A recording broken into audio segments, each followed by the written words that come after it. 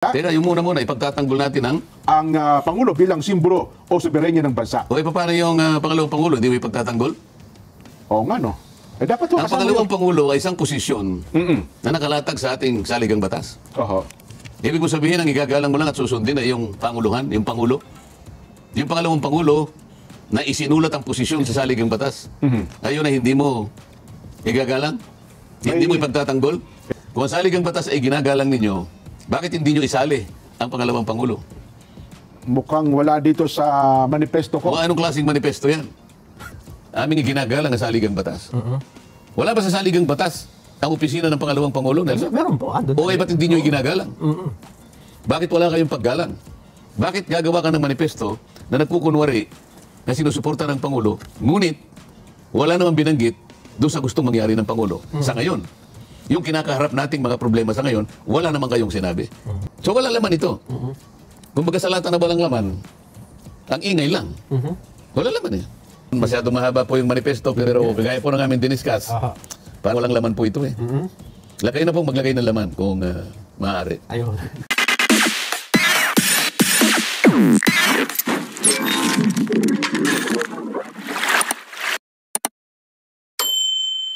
Kung siguro po ayun, kahapon pa namin tinalakay, kayo ho siguro ay makunan din po namin ng opinyon ukol doon sa naging pahayag namin at tinanggap po namin tagubilin na ang Iglesia ni Cristo Kong ay naghahanda po para magkaroon ng rally para suportahan na naging pahayag ng Pangulong Bongbong. Ang naging opinion po niya na no to impeachment, Kong. Palagay ko, isang napakagandang tugon yun din, hindi ba? Sapagkat alam ko naman, ang Iglesia ni Cristo ay palaging nakapanig lang sa tama. So, ikagaganda ng ating bansa. Lalong-lalo na kung ang ibubunga nito ay yung pagkakaisa. Diba, Jen? Dahil sa aking palagay, ay tama naman siguro yung naging opinion ng ating Pangulo, Jen.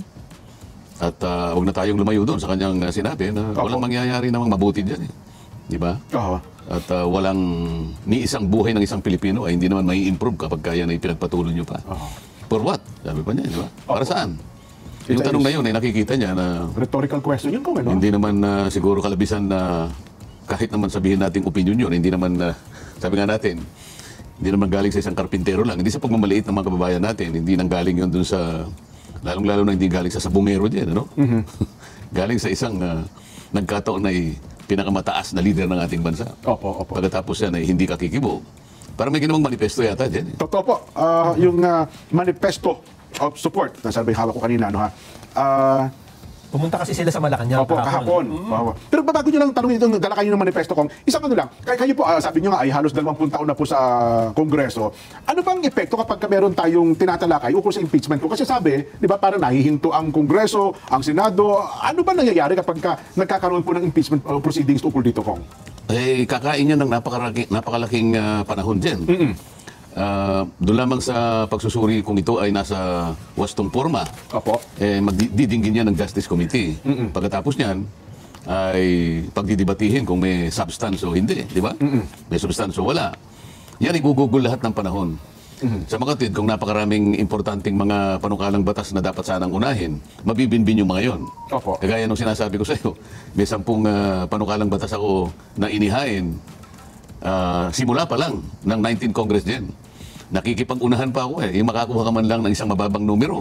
Pangarap mo na halimbawa, yung 10 bills mo ang number niya ay 50 to 60 halimbawa. Ibig sabihin nun, matitake up ng mas madali. Kesa sa halimbawa, nagpakahuli-huli ka, ang number mo na ay 1,590 halimbawa, yung pyesa mo. May malayo na bago matake up yung yung panukalang batas mo. Kaya nakipag-unahan nga ako Siguro kung di ako namamali, nasa 100 nung makipag-unahan kami. So, halimbawa, meron kang, yung number ng bill mo ay 100 hanggang 110. Dahil magkakasunod na ipinail mo yun Wala man lang na take up. Siguro merong isang na-take up, pero parang pinasadahan lang. Ngayon, alin ba yung mas importante? Yung bang panukala ko na may baba ang kuryente sa ating bansa, hindi importante. Napakaraming kababayan natin. Napaka-importante yan, Kong. Makikinabang dyan. Hindi lang karaniwang mga household yan. Lalong-lalo na yung mga negosyante na gusto nilang magtayo siguro ng negosyo sa ating bansa. Tumayo ang maraming pagawaan, maraming pabrika. Sapagkat pagka bumaba ang kuryente, may inganyo sila dyan ng mga kapital. Dagdagan ang kanilang mga puhunan. na dito ilalagak sa ating bansa. Pagka ganun na nangyari, yung manufacturing sector natin dyan ay sisigla. At para mo nang nakita, talagang pati ekonomiya natin ay yayabong talaga. Bakit hindi? Paano mo ngayon pagtatalunan yun? Inuna mo yung impeachment na walang kakwenta-kwenta. Yun ang sabi ng Pangulo. Maliit na bagay na pinipilit ninyong palakihin. Ibig sabihin, talagang walang kakwenta-kwenta. Ginagawa mo lang may kwenta. So, maging sa Senado kung ganyan din po magiging mangyayari kasi sila ang tatay yung senator judges, di po ba? Tama. At hindi naman natin malalaman kung kailan matatapos yun sapagkat depende sa mga ebidensya na kanilang i-analisa, tatanggapin o pagdidibatihan. Ibig sabihin, yung panahon na iukol mo sa maraming problema at ika-re-resolve ng maraming problema ang kinaharap ng ating bansa, mabibimbin at bibigyan mo ng puwang. Iuuna mo pa ito. Ang gusto ko sana sabihin, kung halimbawa gumawa silang manifesto nang galing sila sa Malacanang, sinabi ba na, meron ba silang sinabi tungkol doon sa opinion ng Pangulo? Ito na ko, tama-tama, nabanggit niyo po yan. Ito po yung isang deklarasyon ng pagkakaisa, katapatan at panindigan para sa pagtatanggol sa bayan. Oo, pero nabasa nyo na siguro yung kabuuan yan. Yung kabuuan ko, hinahanap ko po yung punto ninyo, at ayun din, actually, kami Nelson, yun din ang hinahanap namin kung meron ba silang pinahayag tungkol sa naging statement o opinion ng Pangulo.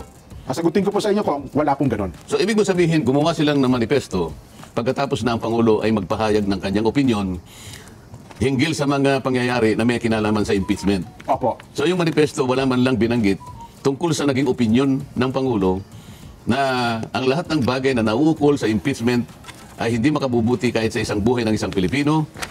For what? For nothing. Hindi man lang binanggit sa isang sa haba ng manifesto. Wala akong nabasang ganun ko. Ito, may mga binabanggit. Alinsunod sa konstitusyon, ipinapahayag namin ng mga sumusunod na prinsipyo at pangako. Una, ipagtatanggol ang Pangulo bilang simbolo ng soberenya ng bansa. Pangalawa, pagtataguyod sa paghahari ng batas at demokratikong pamamahala. Teka, yung muna, ipagtatanggol natin ang Pangulo bilang simbolo o soberenya ng bansa. O paano yung pangalawang Pangulo? Hindi mo ipagtatanggol? Oo nga, no? Dapat ang pangalawang Pangulo ay isang posisyon na nakalatag sa ating saligang batas. Ibig mo sabihin, ang igagalang mo lang at susundin ay yung Panguluhan, yung Pangulo. Yung pangalawang Pangulo na isinulat ang posisyon sa saligang batas. Ayun ay hindi mo igagalang? Hindi mo ipagtatanggol? Ito ko, may paliwanag eh. Narasal, di ba? Teka muna, tatanungin mo muna. Tinatanong ko. Yung ba hindi mo igagalang at hindi mo ipagtatanggol? Baka sa paliwanag ko masagot. Ito, babasahin ko lang ko, baka masagot eh. Ang sabi doon sa yung titulo na yon, ito nakapaloob. Kinakaloob ng konstitusyon ang kapangyarihang ehekutibo sa Pangulo at ginagawa siyang sagisag ng kagustuhan ng taong bayan at ng pagkakaisa ng bansa. Anumang banta laban sa Pangulo ay banta laban sa Republika. Mananatili kaming mapagbantay at matatag sa pagtitiyak ng kanyang kaligtasan at ng katatagan ng kanyang administrasyon. Hindi naman pinagbabantaan ng Pangulo dyan eh. Opo. Ang pinagbabantaan, ang pinipilit nilang giyagasin. Ano ba? Ginigiyagis. Ginigiyagis. Opo. Ang gusto nilang durugin ay yung opisina ng pangalawang Pangulo. Bakit nilalayo nila ang usapan? Wala namang problema sa Panguluhan eh. Wala namang problema sa opisina ng Pangulo. Wala namang impeachment sa Pangulo. Tama? Tama po. Ang impeachment, ang binibira, kumbaga sa bagyo dyan, sa kalamidad, lahat ng bagyo ay nakatutok sa opisina ng pangalawang Pangulo. Ano ang sinabi nila tungkol doon? Sapagkat ang pangalawang Pangulo ay isang posisyon na nakasulat din sa saligang batas. Kung ang saligang batas ay ginagalang ninyo, bakit hindi nyo isali ang pangalawang Pangulo? Mukhang wala dito sa manifesto ko. O anong klaseng manifesto yan? Ha? Sabi nga ng mga Amerikano, balone. Balone. Walang laman, hindi ba? Tingnan ko, baka naman sa iba. Ito tingnan natin ko, Pangalawa daw po, pagtataguyod sa paghahari ng batas at demokratikong pamamahala. Paghahari ng batas at demokratikong pamamahala, bakit mo inuusig ang opisina ng pangalawang Pangulo sa magitan ng confidential fund sapagkat hinahanap mo yung mga resibo na nakapangalan sa mga aliases? Sapagkat hindi mo, ayaw mong tanggapin na yung isang resibo ay nakapangalan kay Mary Grace Piatos. Ano pa yung isa? Kokoy Villamin. O yung isa kay Kokoy Villamin. Opo. Mga aliases, mga nom de guerre. Si Jose Maria Sison, ano ba yung pangalan, ano ba yung nom de guerre ni Jose Maria Sison dyan? May alias din ba yan? Wala akong... Amado Guerrero. Okay. Opo. Bakit hindi ngayon manduhan o kaya orderin ng leadership ng House of Representatives ang Philippine Statistics Authority? Kung merong birth certificate si Amado Guerrero, kung meron siyang death certificate, kung nag-asawa si Amado Guerrero, sapagkat si Amado Guerrero ay si Jose Maria Sison. Okay. Ay, yung mga NPA, mga aliases ang ginagamit. Totoo naman po yan. So, Sapagkat confidential fund, gagamitin para sa pagtatanggol sa ating bansa, mga aliases ang ginagamit para sa ganun maitago, maproteksyonan ang identity ng mga assets ng gobyerno. Bakit pipilitin mong ibulgar yung pangalan ni Mary Grace Piatos? Oh, ano yung nom de guerre ni Congressman Stephen Paduano? Yung luwalhati ata pala kahit Karapali Luwalhati. Yung Karapali luwalhati. Oh, bakit hindi natin manduhan ng Philippine Statistics Authority? Itanong po natin kung may birth certificate si Karapali Luwalhati. Kung siya'y nag-asawa. Kung siya'y namatay. Meron kayang may produce na ganitong dokumento ang Philippine Statistics Authority? Baka wala. Wala. Aliases eh. Ano ang alias ni Marcelo Del Pilar? Marcelo H. Del Pilar. Yeah, Nelson. Marcelo H. Del Pilar. Plaridel. Bulacan. Di ba? Sabihin mo sa PSA, mag-produce nga po kayo ng birth certificate ni Plaridel at kung saan napanganak yan at kung yan ay nag-asawa. Kung yan po ay may utang, kung yan po ay mayroong passport at kung yan po ay may record sa bangko at kung yan po ay lahat. Ano ang nom de guerre ni Emilio Aguinaldo? Ang unang Pangulo ng Republika ng Pilipinas. Magdalo. Yan. PSA. Kumuha ka ng birth certificate ni Magdalo. Kung meron siyang passport, Magdalo Group, baka may makuha. kung meron siyang ano yung team? Tax identification number. Opo. Baka panahon nila, sedula pa. Baka, Pinulit ka tingnan mo nga mo kung meron SSS number si Magdalo. Kung meron siyang GSIS, baka may passport. So, tingnan mo itong pagkatapos pipilitin, Yoyoy Villamin. Kokoy Villamin. Yoyoy Villamin po, basketball player po. Alam na po nila na yan ay mga aliases na ginagamit po sa pangalan po ng intelligence at confidential fund sapagkat ito po ay proteksyon para po sa ating bansa at sa lahat ng kanyang mga pinuno, mga opisyales at mga mamamayan na kailangan proteksyonan. Bakit pipilitin po ninyo ngayon na ihayag yung mga assets na tumutulong po sa ating bansa? Yan ba may katwiran yan? Saan papunta yan? O saka ngayon, usigin ngayon ang opisina ng Pangulo, ng pangalawang Pangulo, sapagkat meron ng problema doon sa mga voucher. At totoo niyan eh. Hindi ka na kailangan humingi ng resibo eh. Sa totoo lang. Nako. Anyway, ito yung deklarasyon ng supporter pala. Ang titulo, para kay Pangulong Bongbong Marcos pala. Yung hindi pala, kasi sa titulo pa lang, talagang specific po, para kay Pangulong Ferdinand R. Marcos Jr. Bakit? May pinoproblema ba kay Pangulong Bongbong Marcos? Baka may nakikita silang... ang pinag-uusapan natin dito, yung sinabi ng Pangulo sa pamagitan ng paghahayag ng isang opinyon. Opo. Ngayon, ang gusto kong malaman, kung yung manifesto na yon ay isinangkot yung opinyon na yon. Sabagat importante yun eh. Maliwanag ang pahayag ng Pangulo. Marami tayong problema. Madadivert lang ang atensyon ng House, madadivert ang atensyon ng Senate. Pagigihan na lang natin kung paano natin i-resolve ang maraming problema ang kinaharap ng ating bansa. Bakit wala sa manifesto yon? Sana man lang, the House of Representatives, is serious in adopting the opinion expressed by our President. 100% we are agreeable to the position he has taken by way of an opinion. We're 100% conscious about the problems faced by the country today. And we will do our best to resolve them in accordance with the position taken by the President. Di ba? Wala yung dukok. Ngayon, binanggit niya yung tungkol, wala namang kwenta yung impeachment na yan. Meron din sanang pahayag tungkol doon sa magitan ng manifesto. Mukhang wala. Sana sasabihin nila ganito. O yung pong pangalawang ipinail, ay baliwala na po yun. Meron man lang sanang magpapahayag sapagkat po sa batas, isa lang pong impeachment ang ipapile sa loob po ng isang taon. So yung pangalawa po, baliwala na yun. Para ngayon, yung mga tao, nalalaman nila kung ano yung posisyon ng House of Representatives. Yun naman pong una, palagay po namin, ay baliwala na rin po sapagkat sang-ayon po sa aming tuntunin, meron po kaming 10 araw, 10 session days, para i-consider ito. Dahil po siyam na araw na lang po natitira sa amin, may palagay po kami na ito mababaliwala na lang. Dapat sana meron na silang mga naunang pahayag tungkol dyan. Kung doon sa sinasabi nyo na walang tahasang sinabi na suportado nila yung posisyon ng Pangulong Bongbong na wag nang ituloy ang impeachment dahil wala namang kahihin na natatuan, hindi naman makakatulong sa mga mamamayan, dito ho sa isang bahagi ng manifesto, ewan ko lang kung dito ay sinasabi nila na o dapat ay sundan nila yung gusto ng Pangulo. Ito po ko, kasi bagatapos silang banggitin yung mga kung ano-anong bagay na nabasa na ni Jen, meron pa silang pangangako. Ito po, sa diwa ng konstitusyon, nangangako kami. Sa lahat ng pagkakataon, mananatili kaming nagkakaisa kasama si Pangulong Ferdinand Marcos Jr. sa pagtatuguyod at pagtatanggol sa konstitusyon. At meron pa rito sa bandang baba kung sama-sama tayo ay magkaisa sa likod ng ating Pangulo para protektahan at panatilihin ang tagumpay ng demokrasya habang binubuo ang isang mas matatag, mas nagkakaisa at mas maunlad na republika. Hindi ba kung dahil sa ang sabi ng Pangulo, meron na siyang posisyon tungkol sa impeachment at kung sila ay talagang nagkakaisa sa likod ng Pangulo, dapat ganun din ang kanilang posisyon. Hindi po ba? Sa napakahaba ng manifestong ito, Nelson, Opo. wala akong nakitang diretsahan nilang tinugon yung Panawagan. ng Pangulo. Bagamat dito nga sa mga ibang mga parte o bahagi nitong manifesto. Katulad nito, ano? Yes. Batid namin ang mga hamon na kinakaharap ng Pangulo. Yung mga hamon na yan, yung sinabi niyang napakarami ng problema ng ating bansa. Oo, kasama po yan. At ang kanyang administrasyon, sabi niya. Tama lang naman na pagtuunan ng administrasyon ang mga hamon na ito na kinakaharap ng ating bansa. Kaya kami, Eto na. ay nagkakaisa sa pagdedeklara ng aming buong suporta sa Pangulo Buo po ito. at sa kanyang natatanaw para sa bagong Pilipinas. Ayun nga po. Ano ba yung, ano ang pagkakaisa sa pagdedeklara? Sabi ng Pangulo, sa magitan ng kanyang opinyon, idinedeklara niya na marami tayong problema.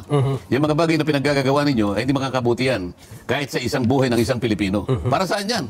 Para kanino? Para sa wala. Tempest in a teapot, storm in a teapot. Teka muna, anong klaseng pagsusuporta ito kung hindi mo nilang sasabihin, opo, mahal na Pangulo, amin pong pagsisikapan na mula nung iyo pong ihayag ang inyong opinyon sa publiko, naisip-isip na po namin na sa lalong madaling panahon po ay titigil na namin yung Quadcom. Ano? At ganun po ay titigil na rin po namin yung pagdinig po ng Good Government Committee and Public Accountability. Bilang pagsang-ayon at bilang pagtungon sa inyong naihayag na opinyon. Yun ang nakikita ko sana. Kasi gusto nila ipagkakaisa at pagdideklara ng buong suporta sa Pangulo. Walang alinlangan na buo ang suporta nila sa Pangulo. Buo. So kahit na opinyon lang ang ipinahayag ng Pangulo, walang eksepsyon doon. Tama po.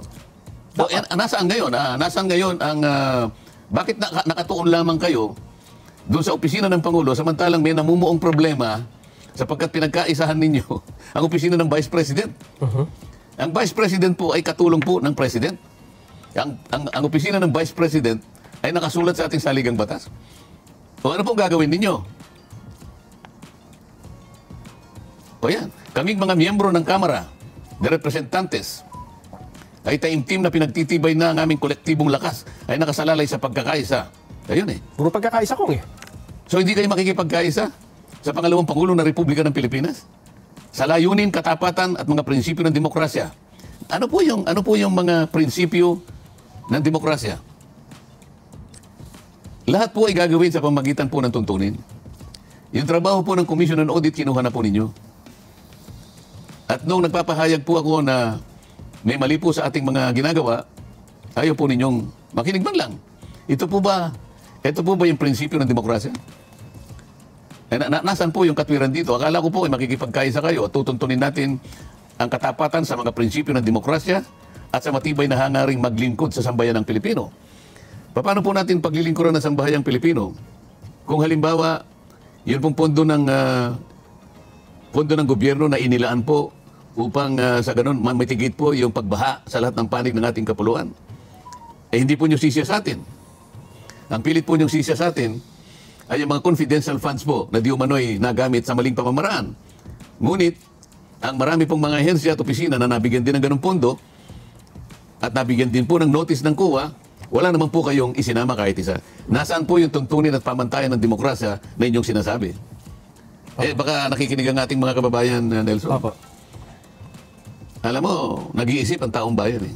Matalino na ang mga tao ngayon. Alam po nila na madali pong susukatin ito at madaling kwentahin.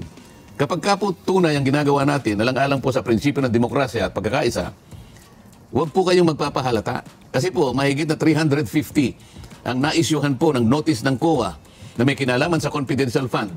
Pero isang opisina lang po ang pinagpipilitan yung siyasatin. Madali po kayong makilatis ng ating mga mamamayan. Kaya ito pong manifesto ito, baka pagtawanan lang po eh. Wala pong laman ng manifesto na ginawa ninyo. Hindi ba ito parang future tense? Baka after na nagdaan nila ito, saka nila susundin yung mga nakasulat dito? Hindi, nagpahayag sila ng pagsuporta, ng buong pagsuporta sa Pangulo. Opo. Kung ganun ang gagawin nila at kung talagang nagtotoo sila ng buong pagsuporta sa hangaring suportahan ang Pangulo ng Republika na tama naman. Opo. O yung nauna niyang opinyon, gumawa na kayo ng paraan. Gustong marinig ng Pangulo Hindi yung manifestong ganito. Sinusuportahan nyo pala ako eh. Meron akong gustong marinig mula sa inyo. Doon sa sinabi ko na nauna. Ng bagay na pinaggagawa nyo ngayon, hindi makakabuti sa atin. Para saan yan? Di ba? O, nasaan? Hindi man lang napaloob ba sa manifesto? Kung talagang kayo sumusuporta, magpahayag na kayo kagad. Kung sincero, no? Kung sincero kayo, kung tapat kayo, magpahayag na kayo. Hindi naman sinasabi rito na sabihin nyo kagad na hindi po namin papayagan na magkaroon ng impeachment dahil yun po yung gusto ng Pangulo. Hindi po ganun ang ibig sabihin ng Pangulo. Ang gusto niyang marinig ngayon, ano naman ang sasabihin ninyo dun sa kanyang inihayag na opinion? Wala ba kayong isasama rito? Reaksyon, wala reaksyon. Dapat malang sinabi niya. Yung nauna po na opinion ng ating Pangulo tungkol sa aming tinatalakay na walang kabagay-bagay ay talaga pong babalikan po namin at pagsisikapin po namin suriin uli. At kapag nalaman po namin talaga na ang aming ginagawa'y malilit na bagay na pilit namin pinalalaki, talaga pong titigil na kami. Mga ganun man lang.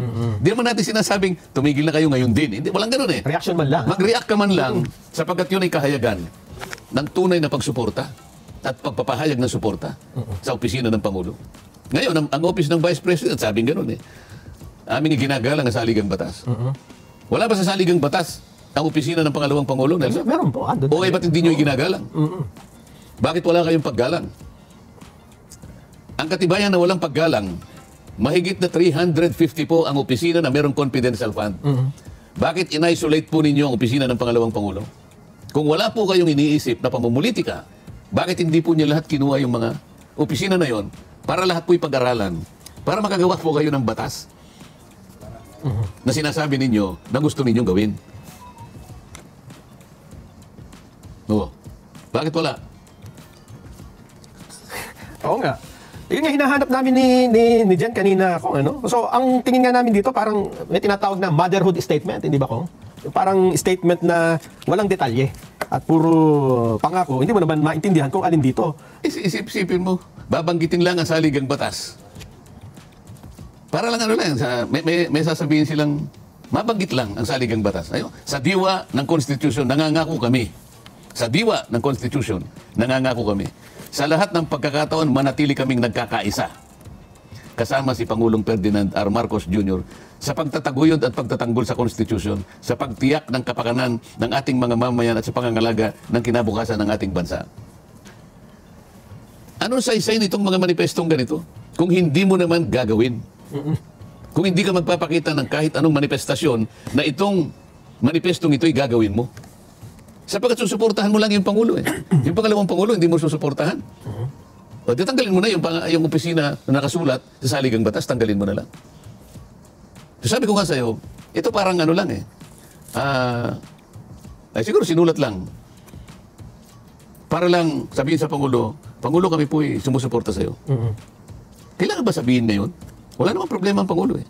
Nagsalita lang ang Pangulo tungkol sa problema ng bansa. Bakit hindi yun ang inyong tugunan? Bakit gagawa ka ng manifesto na nagkukunwari na sinusuporta ng Pangulo, ngunit wala namang binanggit doon sa gustong mangyari ng Pangulo sa ngayon? Yung kinakaharap nating mga problema sa ngayon, wala naman kayong sinabi. Ba't hindi man lang sinabi? Totoo po, Mr. President.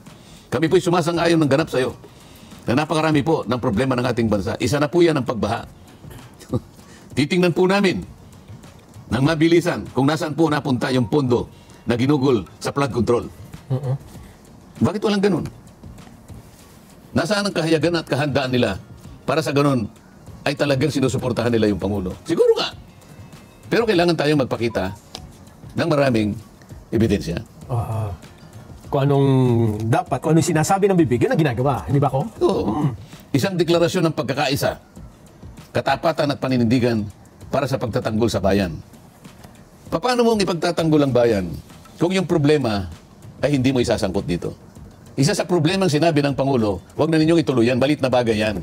Maliit na bagay na maliit na bagay na pinalalaki nyo.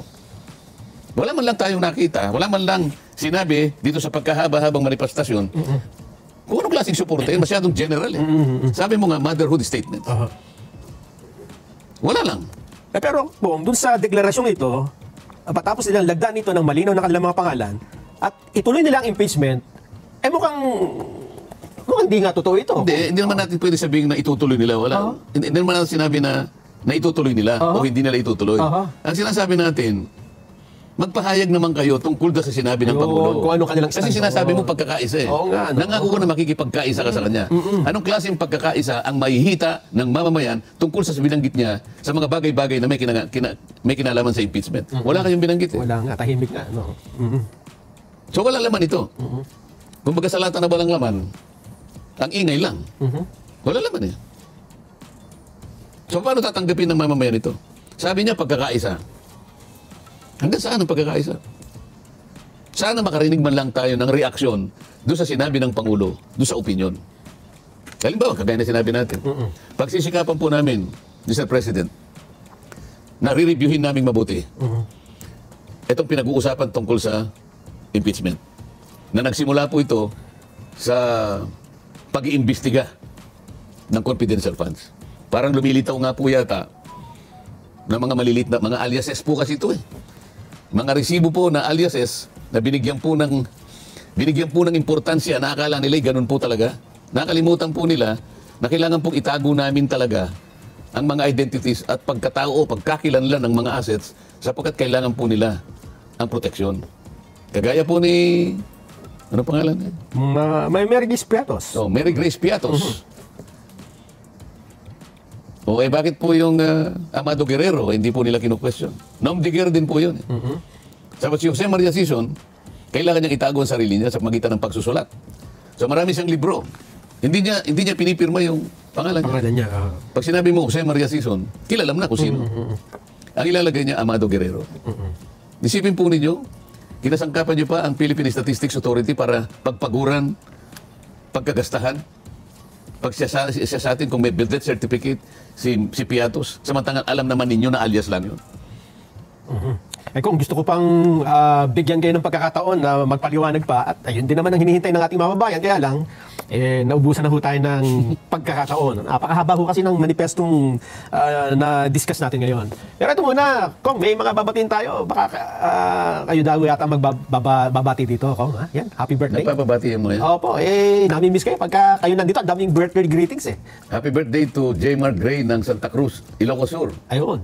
Happy viewing kay Tita Mids at Milencio Salinas. Ayan. Dalawa lang naman pala. Kong, maraming salamat sa pagsama niyong muli sa amin. Maraming salamat po sa ating mga taga-subaybay. Pasensya na po kayo at kukunti lang ang panahon. Masyado mahaba po yung manifesto pero kagaya po ng aming diniscuss. Parang walang laman po ito eh. Lagay na po maglagay ng laman kung maaari. Ayun. Salamat po. Ayan, maraming salamat Kong Dante Marcoleta. At